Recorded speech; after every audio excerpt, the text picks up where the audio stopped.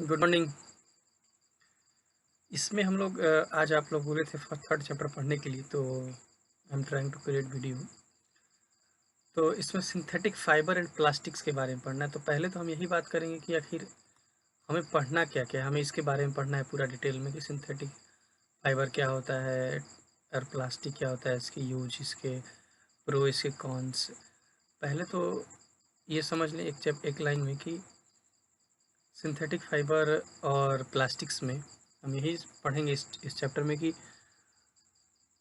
कपड़े कैसे बनते हैं। हाँ, सिंथेटिक क्या होता है, प्लास्टिक क्या होता है, अ, और टाइप के जो कपड़े होते हैं जैसे वूलन है जो गर्मी के दिनों में पहना जाता है, जो ठंडे के दिनों में पहना जाता है, उसका उपयोग क्या है, उसको कैसे बनाया जाता है, इसी चैप्टर के इन्हीं सब चैप्टर के बारे में हमें पढ़ना है। So let's start with first page, क्योंकि आपको तो लाइन बाय लाइन पढ़ना है। तो फर्स्ट पेज से कोशिश करते हैं स्टार्ट करने का, ठीक है। हेडिंग दिख रहा होगा synthetic fibre and plastics. Today was a hot day. आज एक गर्मी का दिन था। My mother advise me to wear a cotton. मेरी माता जी ने मुझसे कहा कि सूती का फ्रॉक पहन लो। In winter we cover our body from top to toe with woollen clothes. मतलब ऊपर से नीचे तक हम ठंडे के दिनों में वुलन जो ऊन के कपड़े होते हैं उससे उससे उसको पहनते हैं। But have you ever thought how this clothes are made of? आप ये, जैसे मैंने कहा कि गर्मी के दिनों में कॉटन पहनो, ठंडे के दिनों में वुलन पहनो, तो आप ये पूछ सकते हो अच्छा ठीक है, आप टाइम पे बोल रहे हैं कि वुलन पहनो, गर्मी के दिनों में ये पहनो वो पहनो। आप ये बता सकते हैं कि ये कपड़े बनते कैसे हैं? जैसे मैंने कहा कि इसमें यही पढ़ना है कि कपड़े बनते कैसे हैं, क्या क्या उपयोग होता है, ठीक है। तो यहाँ पे यही पढ़ना कि but have you ever thought, क्या आपने कभी ऐसा सोचा है कि how this clothes are made of, ये कपड़े कैसे बनते हैं? तो आप ये बोलेंगे कि या आई नो, या आप बोलेंगे आप I yes you don't know. So let's know about this things, okay. This clothes are made of the different type of fabrics. Fabrics का मतलब यहाँ पे होता है कपड़ा। मतलब कि जो दिज क्लॉथ्स, जो भी क्लॉथ्स होते हैं जैसे वुलन हुआ, सिल्क हुआ, कॉटन हुआ, ठीक है, ये जो भी कपड़े होते हैं वो डिफरेंट अलग अलग प्रकार के कपड़े से, फैब्रिक्स से बनते हैं। This fabrics are made when fibers are woven or spun together। ये जो कपड़े होते हैं ये तब बनते हैं जब बहुत से प्रकार के कपड़ों को, बहुत से धागों को एक साथ गूथा जाता है या उनको बनाया जाता है, काटा जाता है, तो एक कपड़ा तैयार होता है जिसको हम एक कपड़े का रूप दे पाते हैं। जैसे आपने देखा हो ना, स्वेटर जब घर पे बुना जाता है या बनाया जाता है तो हम उसको छोटे छोटे ऊन के जो धागे होते हैं उसको जोड़ते हैं और उसको गूंथते जाते हैं। उसी को वुवेन बोलते हैं। वुवेन, WOVEN, वुवेन मतलब गुथा हुआ। उसको गूंथते हैं तो एक स्वेटर का रूप ले लेता है। उसी तरह से these clothes are made of the different type of fabrics. ये जो कपड़े होते हैं वो बहुत से टाइप के फैब्रिक्स से, कपड़ों से बने होते हैं। The fabrics are made when many fabrics are woven woven and spun together. जो बहुत से प्रकार के जो फैब्रिक्स होते हैं वो फाइबर्स एक साथ जुड़ते हैं, गूथा जाता है तो ये कपड़े तैयार होते हैं, ठीक है। Next, elastics like thread when has the strength and flexibility to be woven और spun into a fabric is called fibre. Elastic आपने सुना कि एक कहावत भी कहा था ना कि बड़ा इलास्टिक हुआ का। उस तरह से इलास्टिक का मतलब कि जो बहुत लचीला, फ्लेक्सिबल, स्ट्रेंथ जिसका बढ़ जाए घट जाए, उस तरीके की चीज़ों को हम जब एक साथ गूंथते हैं, जो फ्लेक्सिबल बहुत होता है, रबर, ठीक है, तो उन सब चीज़ों को जब एक साथ गूंथते हैं तो एक फाइबर बनता है, ठीक है। Now now where do this fibre comes from? ना आप यहाँ पे एक क्वेश्चन आप हमसे ये पूछ सकते हैं कि सर ये बताइए कि ये फाइबर कहाँ से आते हैं, फाइबर्स कहाँ से आते हैं? आपने तो बता दिया कि जो फ्लेक्सिबिलिटी या स्ट्रेंथ जो इसका होता है वो फाइबर होता है, लेकिन ये आता कहाँ से है? Okay, okay, let's know about this. This fibres are obtained from plants and animals. ये जो फाइबर्स होते हैं वो कहाँ से आते हैं? प्लांट से, पौधे से और जानवरों से। Example of the plant fibres are cotton. Example में जैसे प्लांट्स फाइबर आर कॉटन, आपने सुना होगा कि कॉटन फ्रॉम कॉटन प्लांट्स, जो कपास का पौधा होता है उससे हमें कपास मिलता है जिससे हम कॉटन कपड़ा बनाते हैं।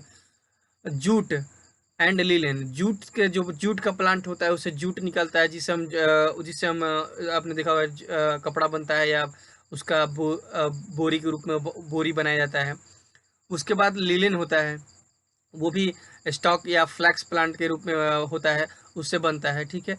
Would obtained ul obtained from सीप, भेड़ से जो होता है वो ऊन निकलता है।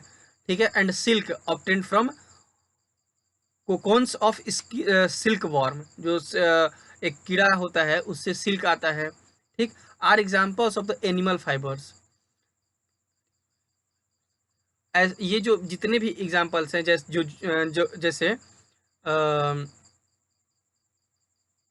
जूट, सिल्क, और उसके बाद कपास, लिलेन, ये सब जो भी हैं ये एक एनिमल फाइबर्स के रूप एग्जाम्पल्स हैं, रूप हैं। ठीक है। Thus the fibres which are obtained from the natural source are called the natural fibres. ऐसे फाइबर्स, ऐसे इलास्टिक्स जो नेचर से प्राप्त होते हैं, जिसको हम बना नहीं सकते हैं, उसको नेचुरल फाइबर्स कहते हैं। Natural fibers like cotton and linen are very comfortable to wear in summer, while wool has the quality to retain the body heat and thus keeps us warm. Natural fibre में जैसे cotton, अब cotton का पौधा तो हम कोई बना नहीं सकता है। हाँ, लिलेन का पौधा होता है, वो कॉटन है। और उसी तरह से जैसे समर में अब जो भेड़ी होती है, भेड़ होते हैं, उनके उनके उनके उनके बाल से हम ऊन बनाते हैं, जिसका उपयोग हम ठंडक दिनों में करते हैं, जो हमें हीट और वार्म देता है। ऑल दो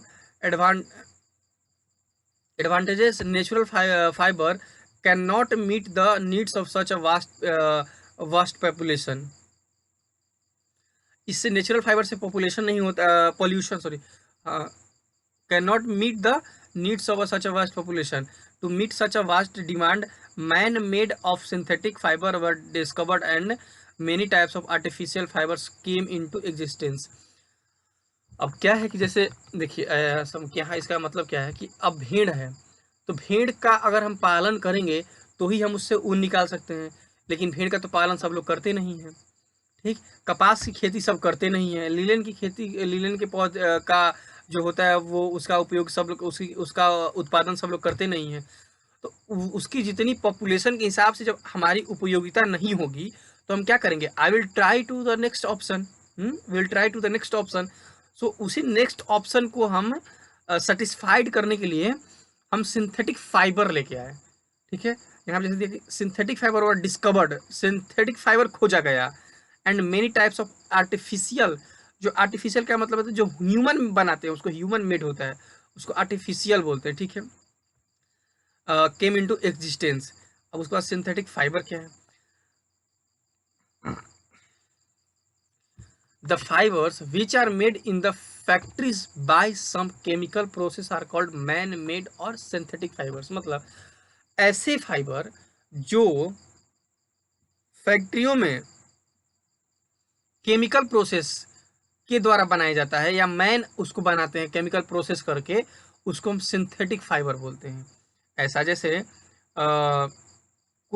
एक ऊन है, ठीक है, ऊन बनाना है तो उसमें वहाँ पे हम मैं अगर कंपनी में गया, वहाँ पे उस ऊन में क्या क्या ऐसा केमिकल मिला सकता हूँ जिससे वो बन जाए, उसको उपयोग करके मैंने केमिकल से बना दिया। तो उस तरह की चीज़ों को हम सिंथेटिक फाइबर कहते हैं, जहाँ पे केमिकल का उपयोग करके वस्तुएं बनाई जाती हैं। ठीक है।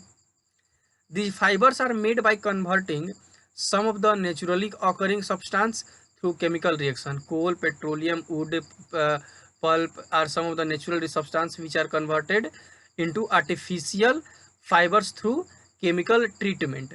Examples of some synthetic fibers are rayon, nylon, polyester, etc. कुछ ऐसे नेचुरल, अब ये प्रश्न आता है कि आप सिंथेटिक फाइबर कैसे बनाते हैं। तो हम जो नेचुरल रिसोर्स होता है, जो अभी तक उसका डेफिनेशन पढ़ चुके थे, ठीक है। अब हम यहाँ पे देखेंगे कि सिंथेटिक फाइबर क्या था। हम ये पढ़ चुके थे कैसे बनता था। उसमें ये था कि जो हमारे पास नेचुरल रिसोर्स था उसका यूज करके हम सिंथेटिक फाइबर का को बनाते थे, जैसे कोल, पेट्रोलियम, ऊल, वुडन, इन सब चीज़ों को यूज करके हम सिंथेटिक फाइबर बनाते थे, ठीक है। अब है कि स्ट्रक्चर ऑफ फाइबर्स, जो फाइबर का स्ट्रक्चर होता है वो कैसा होता है, ठीक है। तो यहाँ पे आप देख सकते हैं कि have you seen a necklace made of beads, मतलब यहाँ पे आप यहाँ पे ये देख रहे होंगे जो मोतियों का बना हुआ एक ये माला है, जो जिसका कैसा आकार है। It is made by putting similar beads on after another in a thread. एक धागे में एक के बाद एक, दूसरे के बाद एक, दूसरे के बाद इसको बनाया गया है एक आकार देने के लिए, ठीक है। Thus we can say that a single bead in the basic unit of the necklace, a single bead in the basic unit of the necklace, एक एक सिंगल एक एक सिंगल बीड के थ्रू यहाँ पे एक नेकलेस, बेसिक यूनिट एक necklace बनाया गया है, ठीक है। Similarly, if clips of the similar size and shapes are joined together end to end, it makes a long chain. Each clip of that chain is the basic unit of the chain. यहाँ पे देखिए जैसे एक छोटे छोटे, जैसे कहा जाता है ना कि बूंद बूंद से तालाब भरता है, या फिर ये कहा जाता है कि एक एक ईंट जोड़ेंगे तभी घर बनेगा। उसी तरह से अगर एक एक छोटा यहाँ पे और जैसे एक एक ईंट जोड़ के एक छोटा एक बड़ी इमारत खड़ी की जा सकती है, उसी तरह से एक छोटे छोटे छोटे छोटे पार्ट को जोड़ के एक बड़ा चेन भी बनाया जा सकता है। जैसे इस फिगर में आपको दिख रहा होगा कि एक छोटे छोटे छोटे छोटे पार्ट को जोड़ के एक बहुत बड़ा चेन बनाया गया, और ये इसके हर एक पार्ट इम्पॉर्टेंट है, ठीक है। The fibers, either natural or synthetic, are also made of similar type of for chains. Fibre कुछ भी हो, ठीक है, आइदर या तो नेचुरल होगा या सिंथेटिक होगा, लेकिन चेन बनाने में also made of similar type, वो चेन बनाने में उसका सिमिलर एक ही तरीके का उपयोग हुआ है। They are made of repetitive units joined end to end, एक दूसरे के लास्ट से लास्ट तक, मतलब जहाँ से शुरू हुआ और एक लास्ट से अंत तक एक बार बार उसको जोड़ के एक बनाया गया है। Each of this single unit is called a monomer.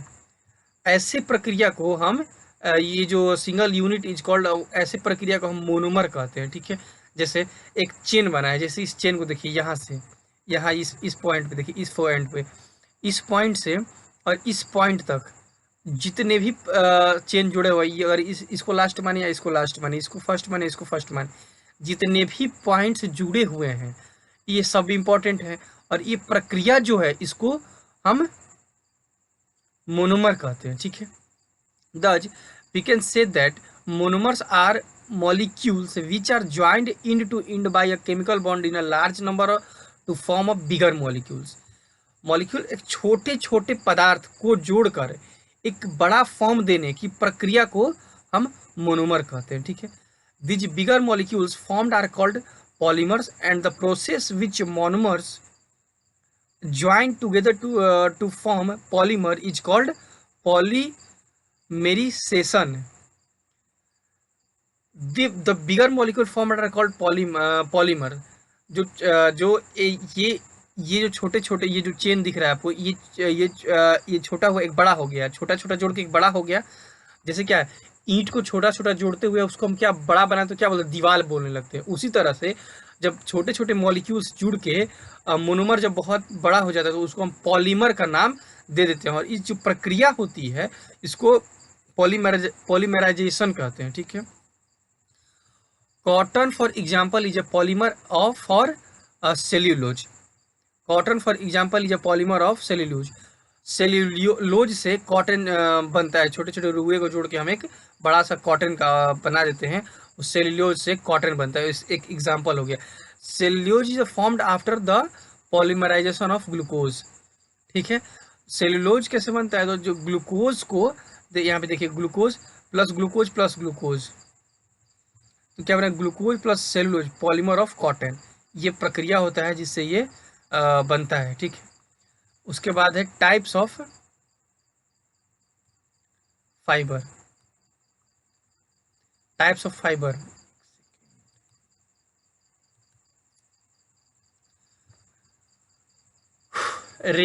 Ryan, rayon, उसके बाद है प्रिपरेशन। ठीक है, तो रेयन के बारे में देख लेते हैं।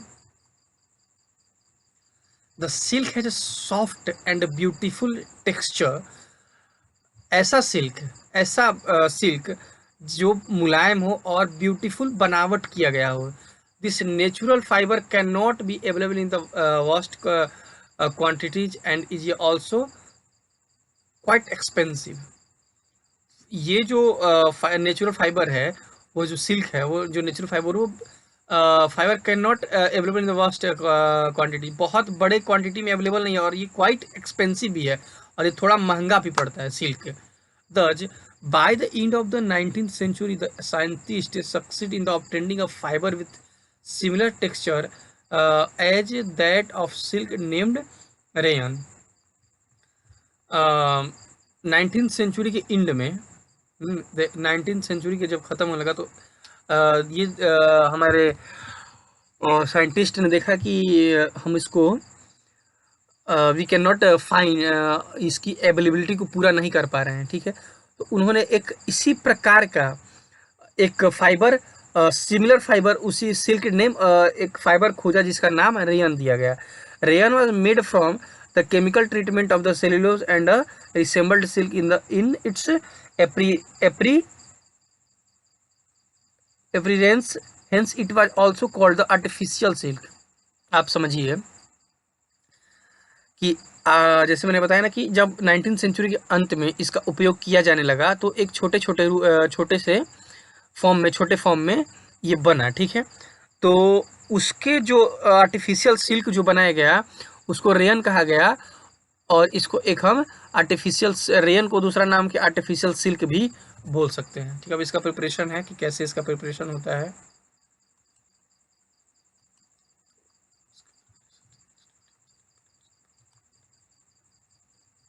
देख लीजिए, रॉयन is regenerated fiber, which means that is made from a natural substance which is acted upon by the chemical to have completely different properties. जो ये जो रेन होता है, वो रीजेनरेट किया जाता है, regenerated fibre which means that it made from a natural substance. Natural substance के द्वारा इसको एक पुनः प्राप्त किया जाता है, which is acted upon by the chemical और हैव कंप्लीटली डिफरेंट प्रॉपर्टीज, जिसको केमिकल के थ्रू एक अगेन इसको रीजेनरेट किया जाता है। Cellulose obtained from the wood pulp is first soaked in an alkaline solution. Cellulose obtained from the wood pulp, जो लकड़ी का जो जिसको सड़ा के बनाया जाता है, सेल्यूलोज, वहाँ सेल्यूज होता है, और उसको एल्काइन सोल्यूशन में डाल के या उसको उसके थ्रू उपयोग करके हम इसको इसका प्रिपरेशन करते हैं। Now the thick solution so obtained is a pass through very minutes holes to get fiber. These fibers are hardened by putting them in the acidic solution. Finally, the rayon fibers are spun and woven into the beautiful yarn. इन सभी जो लकड़ी का pulp होता है, उस cellulose से, लकड़ी के पल्प से उसको सॉल्यूशन में, किसी थिक सॉल्यूशन में ऐड किया जाता है, पास किया जाता है, और कुछ देर उसको होल्स में रखा जाता है। उसके बाद एसिडिक सोल्यूशन में इसको डाला जाता है, और उसके बाद हम उसको सभी को जो भी फाइबर्स तैयार होता है, उसका उपयोग करके हम इसको एक सुंदर फॉर्म दे पाते हैं, जिसको हम आर्टिफिशियल सिल्क के रूप में जानते हैं। ठीक है, आई होप क्लियर हो गया होगा आप लोग को। Thank you.